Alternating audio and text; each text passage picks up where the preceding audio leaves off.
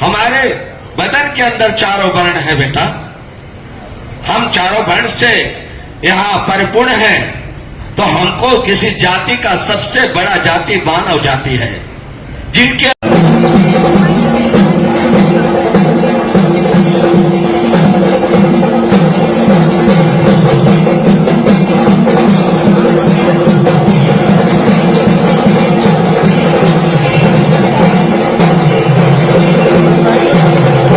और आप नमस्कार, मैं हूं हरीश चावला और आप देख रहे हैं 7/11 न्यूज और अमर मंथन खबर। ये तस्वीरें आ रही हैं मुंबई के वसई से, जहां श्री सनातन धर्म सभा की ओर से 3 दिवसीय हिंदू महासम्मेलन का आयोजन किया गया। यह आयोजन 6 जनवरी से 8 जनवरी तक वसई पश्चिम के अयप्पा मंदिर के प्रांगण में किया गया। इस सम्मेलन में देश भर के संत महोत्सव जो है भाग ले रहे हैं, लेकिन मुख्य आयोजक सनातन धर्म सभा वसई के अध्यक्ष और भाजपा महाराष्ट्र प्रदेश केरल प्रकोष्ठ के संयोजक उत्तम कुमार ने इस हिंदू सम्मेलन का आयोजन किया।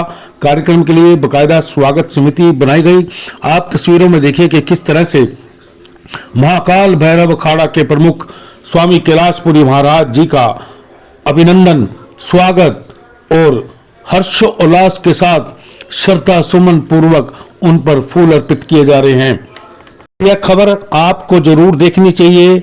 आज स्वामी कैलाशपुरी महाराज जी का उद्बोधन आपको जरूर सुनना चाहिए, क्योंकि उन्होंने हिंदुस्तान के प्रति आज अपना दिल उकेर कर रख दिया। उन्होंने आज अपने भाषण के दौरान बड़े मार्मिक और मर्म तरीके से कहा कि हिंदुस्तान आज भी गरीब है, उनके आंसू निकल आते हैं। कैलाशपुरी महाकाल ने कहा कि शिव भगवान, विष्णु भगवान और ब्रह्मा भगवान समेत सप्त ऋषियों ने गृहस्थ आश्रम ही अपनाया था और गृहस्थ आश्रम ही सबसे बड़ा आश्रम है। उन्होंने लोगों को भाषण के दौरान याद दिलाया कि वह शनि और सूर्य को आशीर्वाद देते हैं, किसी का आशीर्वाद लेते नहीं। उन्होंने बड़े गर्व तरीके से कहा कि जो चारों युगों में नहीं हुआ, जो 4 वेदों में नहीं लिखा गया, जो 18 पुराणों में नहीं हुआ, वही वह धरती पर करने आए हैं। उन्होंने भारत के प्रधानमंत्री नरेंद्र मोदी से आग्रह किया कि देश की सरकार को, देश के लोगों को, हर परिवार को संपन्न, समृद्ध और आर्थिक तौर पर मजबूत बनाने के लिए हर घर में 1 करोड़ रुपया देना चाहिए। हालांकि इन्होंने कहा कि जो लोग करोड़ रुपया मिलने के बाद भी काम ना करें तो सरकार उनसे ब्याज समेत वसूल करे। देखिए मुंबई के इस महासम्मेलन, हिंदू महासम्मेलन के अंदर महाकाल बाबा क्वालिटी में है दम, क्योंकि उत्तम है रुस्तम, उत्तम है Rustam. Delicate aroma, rich and nutty flavour वाला Rustam rice by Kuber foods. Rustam rice है सबसे उत्तम। करके जोड़ रहे हो, लोग तोड़ रहे हैं, आप जोड़ रहे हो। धन्य हो बेटा, धन्य हो। और मैं इस धरती पर मैंने हर समय कहा है कि जो चारों युगों में, चारों वेदों में, 18 पुराणों में हुआ है वो होगा तो क्या हुआ, लेकिन हमें कुछ विपरीत कुछ यहां करना है धरती पर, जो न चारों वेदों में है, न 18 पुराणों में है, न चारों युगों में है। और वो शुरुआत हो चुका है। आप हम क्यों मिलेंगे? ये संयोग नहीं, ये विधान है, नया रचना का विधान है। और ये हिंदू महासभा हिंदू राष्ट्र घोषित करेगा एक दिन, हिंदू राष्ट्र।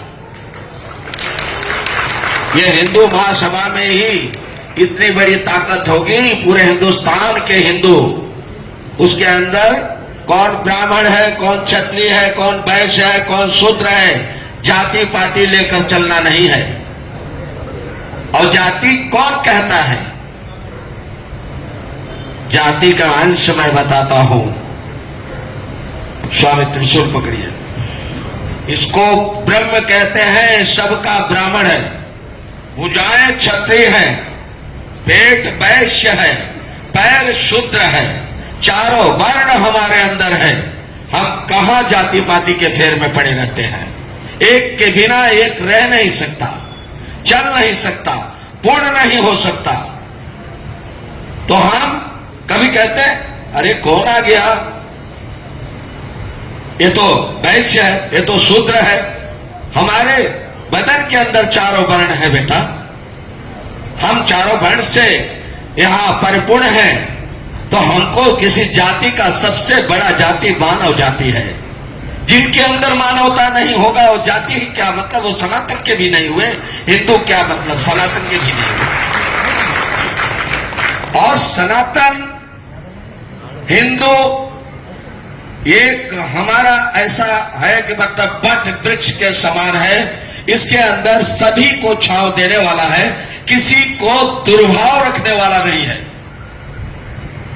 इसलिए मैं सभी से निवेदन करूंगा कि जो अपने घर में प्रथम जब घर ठीक होगा तो बाहर ठीक होगा। क्या होगा? घर ठीक होगा तो बाहर ठीक होगा। गृहस्थ आश्रम सर्वश्रेष्ठ आश्रम है। गृहस्थ आश्रम से बड़ा आश्रम संसार का कोई आश्रम नहीं है। आज उत्तम कुमार कहां से है? गृहस्थ आश्रम से। जो इतने बड़े कार्यक्रम को अंजाम देते हैं। एक संत क्या करता है? संत तो एक वस्त्र और एक टाइम का भोजन खा करके वो कोई बड़ा कार्य नहीं कर पाता है। परंतु जो गृहस्थ आश्रम में रहता है, गृहस्थ आश्रम के रहते हैं, वो हजारों लाखों लोगों को, पशु पक्षी जीव जंतु जितने हैं, उनके भाग्य से सभी खाते पीते हैं। इसलिए गृहस्थ आश्रम में शिव जी थे, गृहस्थ आश्रम में विष्णु थे, गृहस्थ आश्रम में ब्रह्मा थे, गृहस्थ आश्रम में सप्त ऋषि थे। गृहस्थ आश्रम से घृणा नहीं करना चाहिए। गृहस्थ आश्रम रह करके इस जगह पे हर सांस हर कदम पे परीक्षा होती है। गृहस्थ आश्रम में क्या होता है? हर सांस हर कदम पे परीक्षा होती है। अगर हिमालय में बैठ जाओ तो कोई परीक्षा लेने वाला नहीं है। गृहस्थ आश्रम में हर सांस हर कदम पे परीक्षा होती है। हम पूर्ण हैं कि नहीं, हम आप सबको लायक हैं कि नहीं, हम कुछ कर सकते हैं कि नहीं। और बड़ी बात तो नहीं बोलूंगा, अभी 2023 में ही 23 जुलाई 2023, 12 जुलाई 2023, 29 जुलाई 2023, 29 जुलाई को महाराष्ट्र के अंदर रेड अलर्ट किया था कि नहीं किया था कि मतलब कि समुद्री तूफान आने वाला है और यहां से मतलब कि 3 अगस्त तक रेड अलर्ट किया था। और 29 जुलाई को रात को 1:05 पर मैंने आदेश दिया कि हमारे महाराष्ट्र से जितने आपदाएं हैं सब खाली करके चले जाएं। और नहीं आया। जो विज्ञान था, जो मौसम विभाग था, वो झूठा हो गया। यहां ही नहीं, 11 जुलाई को लुधियाना, पंजाब, हरियाणा सब जलामयी हो गया और लैंडस्लाइड, जलामयी सब कुछ होता रहा। यह इसलिए कह रहा हूं कि जो सत्य है लोगों को जानना जरूरी है। आप लोग हमारी भाषा नहीं समझ सकते, परंतु इतना तो जानते हैं कि मैं क्या कह रहा हूं, ये तो आपका हृदय समझ ही रहा है। तो जो 11 जुलाई को वहां महाशिवरात्रि 15 जुलाई को था, और जब 15 जुलाई को था, 11 जुलाई को बरसात से सराबोर हो गया, चारों तरफ पानी भर गया। तो यह हुआ प्रोग्राम को कैंसिल हो रहा। शिव विवाह कैसे कैंसिल हो सकता है? एक साधारण मानव का विवाह नहीं कैंसिल होता है। शिव विवाह को कैंसिल कौन करेगा? मैं बोला बेटा मैं आऊंगा 15 जुलाई को शिव विवाह होगा और 33 कोटि देवी देवता आएंगे। किसी मनुष्य का चिंता मत करो आए कि नहीं आए। और 15 जुलाई तक सारे पानी और सारे मतलब कि ये जितने लैंडस्लाइड है सभी बंद हो जाना है। यह ऑन रिकॉर्ड है। मीडिया ने, मैंने 12 तारीख को बोला, 13 तारीख को मीडिया बुला करके बोला गया और यह ऑन रिकॉर्ड लोगों ने वीडियो पर भी देखा होगा। हमारे साइड पे जाएंगे तो आपको दिखेगा। आप अगर साइड ओपन करेंगे, महाकाल भैरव अखाड़ा महाराष्ट्र, आप अगर केवल गूगल को बोल देंगे तो आपको सब चीज दिखाई पड़ जाएगा। जितना मैं बोल रहा हूं ये सब हकीकत, टाइम और डेट के साथ है। जो मौसम विभाग ने 18 तारीख तक वहां रेड अलर्ट किया था, हमने उसको वापस किया। कोई तूफान नहीं, कोई लैंडस्लाइड नहीं, सब कुछ शांत हो गया। और डमरू डिमडिमाने के बाद वहां एक चमत्कार भी हुआ। वहां धूना पे डमरू डिमडिमाया, बरसात भी गिरा। 20 मिनट मेरा डमरू बजा, 20 मिनट तक बारिश हुआ, इसके बाद बंद हो गया। जब वहां से गौशाला आए रथ पर हम, तो रथ पर जब गौशाला आए तो गौशाला के अंदर सभी गायों ने और नंदी ने प्रणाम किया और मैंने आशीर्वाद दिया। जैसे बाहर निकला फिर चमत्कार, महाबरसात हुआ, महाधुंध से बरसात हुआ। और बरसात ऐसा था कि मानो अभी लुधियाना बह जाएगा। लोगों ने डर गए, बोला डरो मत, डरो मत, आए हैं 5 मिनट तक रहेंगे, इसके बाद में नहीं रहेंगे, चले जाएंगे। उन लोगों ने देखा 5 मिनट में ही बारिश खत्म हो गया। बोलने से तो मैं कुछ भी बोल दूं, ये बात अलग नहीं होती है मतलब, लेकिन देखो उसको, सबूत आपको बता दिया, उसको देखो। हमारे यह है 11:30 बजे कन्याकुमारी में पहुंचा हूं, 11:30 बजे रात को आप थे। कन्याकुमारी में 8:30 बजे गेट बंद हो जाता है, 8:30 बजे गेट बंद हो जाता है, फिर गेट नहीं खुलता है, दूसरे दिन खुलता है। अब कन्याकुमारी जब मैंने बोला 11:30 बजे रात को पहुंचे तो बोले कि अभी स्वामी जी सुबह ही दर्शन होगा। मैं बोला मां पुकार रही है, वो बोली है, उसका आदेश है, तो मुझे तो जाना होगा, मैं तो मां के अधीन हूं। मैं वहां 11:30 बजे रात को कन्याकुमारी के गेट पे डमरू डिमडिमाया तो क्या हुआ था मलयालम में। കന്യാകുമാരി ക്ഷേത്രത്തിലുള്ള എല്ലാവരും എത്തിച്ചേരുകയും അവിടുത്തെ അകത്ത് ഇരുന്ന പൂജാരിമാരും എല്ലാവരും വരികയും തന്ത്രിയും ബാക്കി ഭക്തജനങ്ങളും എല്ലാവരും എത്തി. ഞങ്ങൾ നേരിൽ മഹാദേവൻ നിൽക്കുന്നത് പോലെ കാണുകയാണ് അങ്ങേ എന്ന് സൂചിപ്പിച്ച് കന്യാകുമാരി ക്ഷേത്രത്തിന്റെ തൊട്ടടുത്തുള്ള മഹോന്നതമായ തീരത്ത് ചെന്ന് നിന്നപ്പോൾ വളരെ അകലെ നിന്ന് തിരുമാലകൾ എത്തി അദ്ദേഹത്തിന്റെ പാദത്തിൽ അഭിഷേകം ചെയ്ത് മടങ്ങിപ്പോകുന്ന ഒരു കാഴ്ച എല്ലാവരും വളരെ രോമാഞ്ചത്തോടു കൂടിയാണ് കണ്ടത്. അകത്ത് ജീവനക്കാരൊക്കെ ഓടിയെത്തുകയും അവിടെ ഇവിടെ നിന്ന് ഈ ഡമരു അദ്ദേഹം മുഴക്കിയപ്പോൾ മഹാദേവൻ മുഴക്കുന്നത് പോലെ കണ്ട് നമസ്കരിച്ചവരും അവിടെ ഉണ്ടായിരുന്നു. ദേവി സ്വരൂപരായി എന്നെ പൂജിക്കുന്നതിന് പകരം എന്റെ കവിവീരരെ പൂജിച്ചാൽ മതി, പ്രീതി അവർക്ക് വന്നാൽ എനിക്കും വരും പ്രീതി എന്ന് പറയുന്നത് പോലെ ശിവസ്വരൂപികളും വിഷ്ണു സ്വരൂപികളും രാമസ്വരൂപികളുമാക്കിയുള്ള സന്യാസി ശ്രേഷ്ഠന്മാർ നമ്മുടെ അടുത്തെത്തുമ്പോൾ നമുക്ക് അവരെ ഈശ്വര തുല്യരാണ് എന്ന് ചിന്തിക്കാൻ കഴിയുന്ന ഒരു നിലയിലേക്ക് എത്താൻ സ്വാമിജിമാരുടെയൊക്കെ സാന്നിധ്യം നമുക്ക് ഇടയാകുമെന്ന കാര്യത്തിൽ സംശയമില്ല. स्वामी जी ने बताया वहां हमारे बहुत प्रिय हैं और जब मैं केरला जाता हूं तो ये हमारे पास से हिलते नहीं है, हमारे पास ही, हमारे चरण के पास बैठे रहते हैं। और एक ही नहीं अनेकों, अभी अभी आपने देखा होगा 1 जनवरी को जापान में भूकंप आ गया, आया था ना, आया था भूकंप। तो वहां के विज्ञान ने बोला सुनामी आएगा, बोला कि नहीं बोला, सब लोगों को ज्ञात होगा और सब लोग इंतजार कर रहे हैं सुनामी कब आएगा। कब देखने को आएगा सुनामी कितने आदमी को मारता है, कितने बिल्डिंगों को गिराता है, कितने गाड़ियों को बहाता है। जैसा पहले सुनामी आया वैसे ही आने वाला है, प्रलय होगा।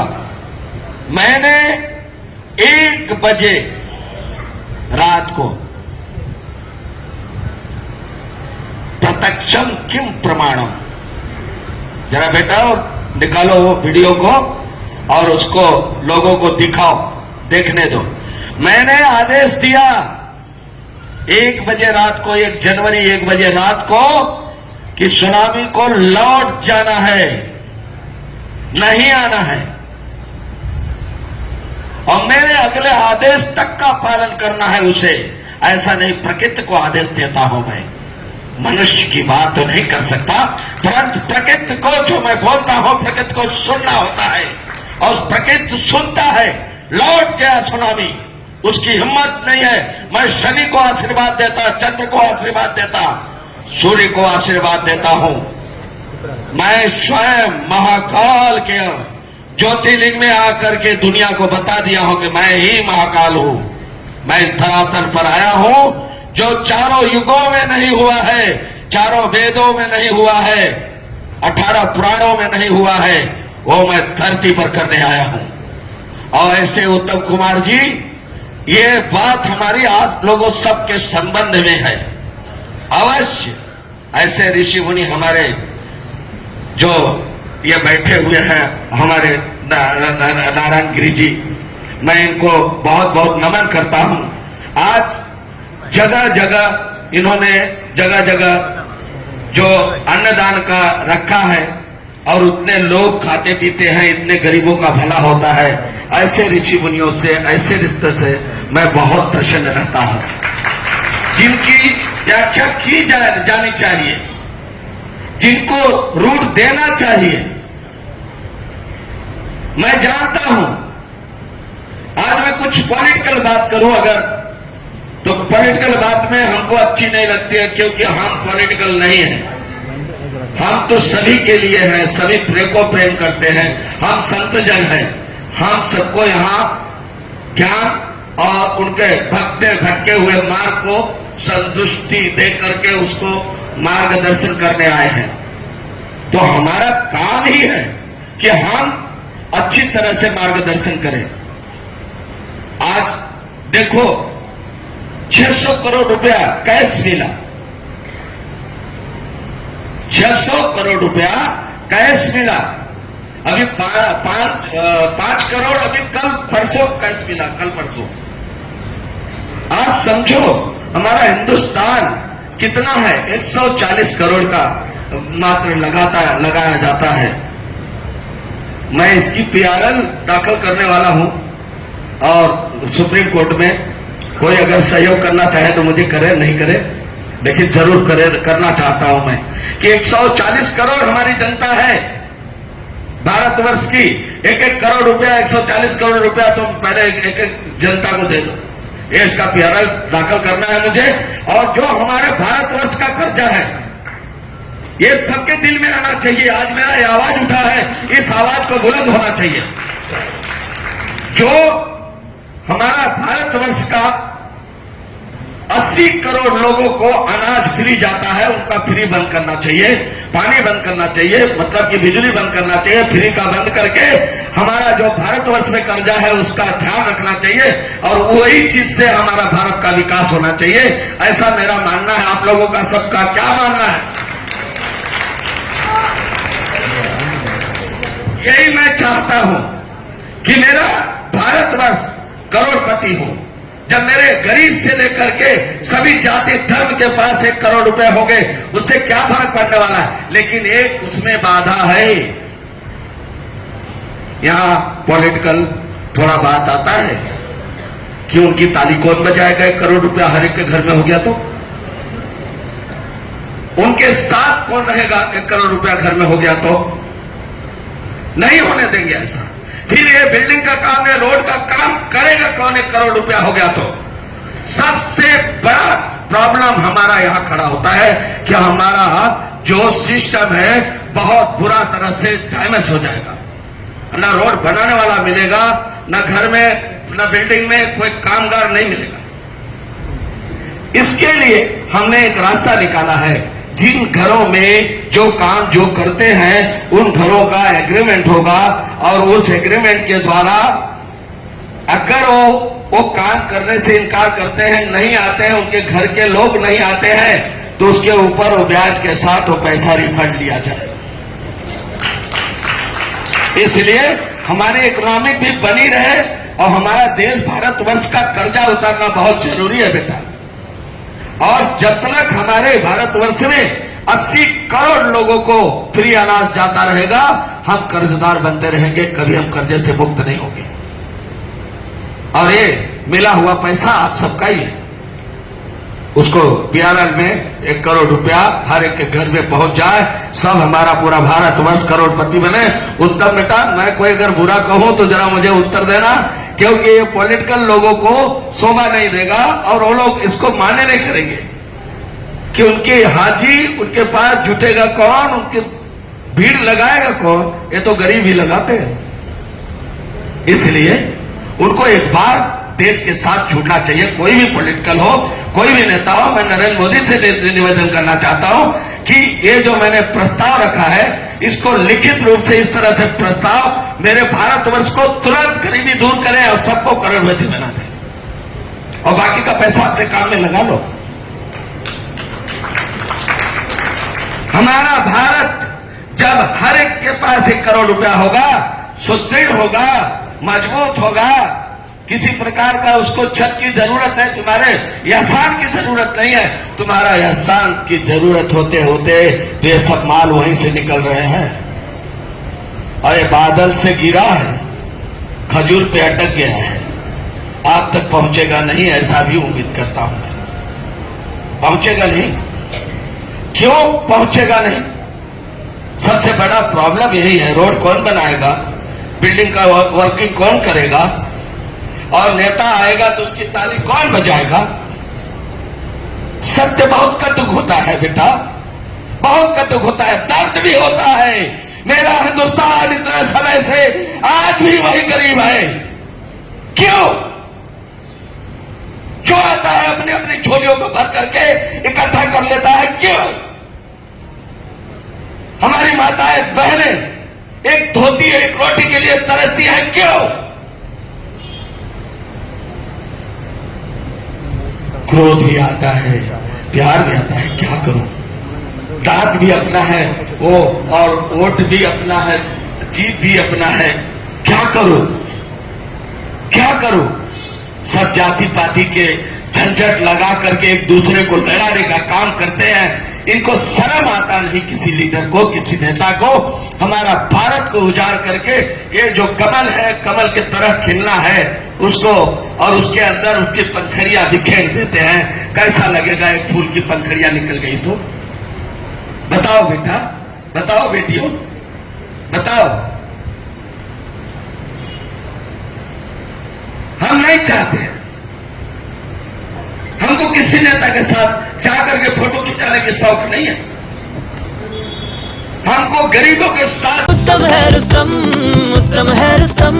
हिमालय की गोद से निकला रियल बासमती का असली स्वाद, खुशबू है प्रीमियम, क्वालिटी में है दम, क्योंकि उत्तम है रुस्तम, उत्तम है Rustam. Delicate aroma, rich and nutty flavour वाला Rustam rice by Kuber foods. Rustam rice है सबसे उत्तम।